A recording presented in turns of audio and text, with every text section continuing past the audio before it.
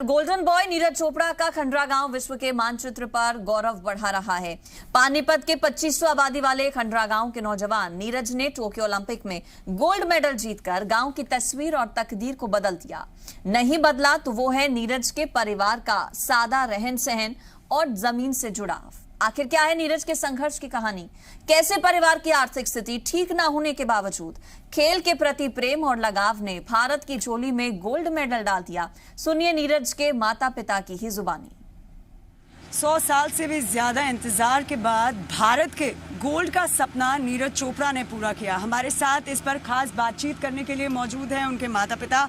उनसे जानते हैं आंटी किस तरीके से जश्न की तैयारी कर रखी है कि जब नीरज आएंगे, किस तरीके से तैयारियां हो रखी है? बड़ी धूमधाम से और नाच गाने से, डीजे बजेंगे जी खूब। अंकल, आपको कैसा लगा जब आपने देखा कि नीरज ने गोल्ड लिया? क्योंकि अभिनव बिंद्रा ने 2008 में गोल्ड लिया, उसके बाद जावलिन को इतना फेमस बना दिया है कि अब जावलिन को नीरज चोपड़ा के नाम से जाना जाएगा। देखो, जावलिन का हम मानते हैं कि जैसे स्टार्टिंग उसकी हुई थी जिम जाने की, वेट ज़्यादा था उनका, तो जिम के पास ही स्टेडियम पड़ता अपना पानीपत शिवाजी स्टेडियम। वहाँ कुछ बच्चे पहले से जावलिन के जानने वाले और करने वाले थे जो कई साल से उसमें काम कर रहे थे।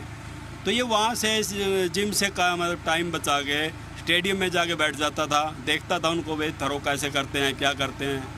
तो फिर एक दिन इनकी मुलाकात है, एक दोस्त इनका जयवीर है जो एज ए कोच भी है, बड़ा भाई भी है और गाइडलाइन दोस्त, मतलब हर तरह की उसमें गुणवत्ता है। तो वो इसको मिला, उन्होंने बताया कि भाई तुम ये थरो करके देखो। तो उसने थरो की, जो उनके माप था कि भाई नया आदमी कितना कर सकता है, उसके अनुरूप इसने कुछ ज़्यादा किया। फिर उनका रुझान इसकी तरफ ज़्यादा बढ़ने लगा, भाई ये बच्चा कुछ अच्छा कर पाएगा, शरीर से हेल्दी भी है, ठीक है। और ये बात उनकी मतलब चलते चलते नीरज के मन में एक बात बैठ गई, एक भाई मैं तो इसी गेम के ऊपर फोकस रहूँगा और यही गेम मेरे को करना है। एक गेम के पीछे इतना ध्यान लगा के चलने के बाद आज ओलंपिक तक का सफ़र तय किया उसने। अगर मेहनत की बात करते हैं तो कितनी मेहनत करते थे? अगर एक दिन में मेहनत की बात करें या कितने सालों की मेहनत उनकी होगी, तो कितनी मेहनत करते थे नीरज? वो करीब 12-13 साल के करीब उसको हो चुके हैं इस फील्ड में गए हुए, और कम से कम भी मेरे हिसाब से 7 से 8 घंटे वो तकरीबन प्रैक्टिस को टाइम देते हैं। घर वाले ये कुछ काम मतलब उसको अगर कहना भी है बोलते हैं तो प्रैक्टिस को पहले तवज्जो देता है, न कि काम। अगर प्रैक्टिस करूँगा तो मेरा रेगुलर चलता रहेगा, लेकिन हमने उसको बोलना छोड़ दिया तू अपना प्रॉपर कर, हम अपना काम अपने आप खुद कर लेंगे, और उस पर वो खरा उतरा है। और जाने से पहले कुछ ऐसी बात कही हो आपसे जो आपको यादगार तौर पे एक याद बनी हो जब वो जा रहे थे यहाँ से ओलंपिक्स के लिए, तो कुछ ऐसी कोई बातें कही हो उन्होंने आपसे? देखो, बातें तो उनकी हमसे जो जाते यहाँ से वहाँ के लिए गया था टोक्यो के लिए, तो उनसे बात जो हुई थी तो उन्होंने एक ही भरोसा दिलाया था कि पापा मैं मेडल ज़रूर लेके आऊँगा, रंग का पता नहीं कौन सा होगा, मैं अपनी जी जान लगा दूंगा उसको गोल्ड में बदलने के लिए।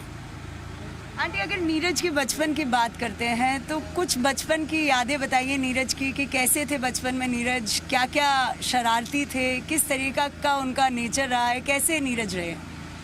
नीरज दुर्दंत मौज मस्ती खाता, कोई खेल कूद में था।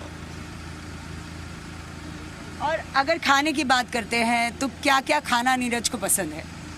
खाना तो सभी खा लेते हैं, जो हरियाणा का खाना है, दूध, घी, दही, खीर, हलवा, तुरमा।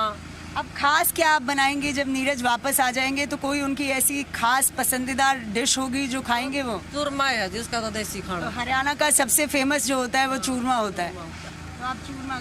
हाँ, चूरमा बनाओ।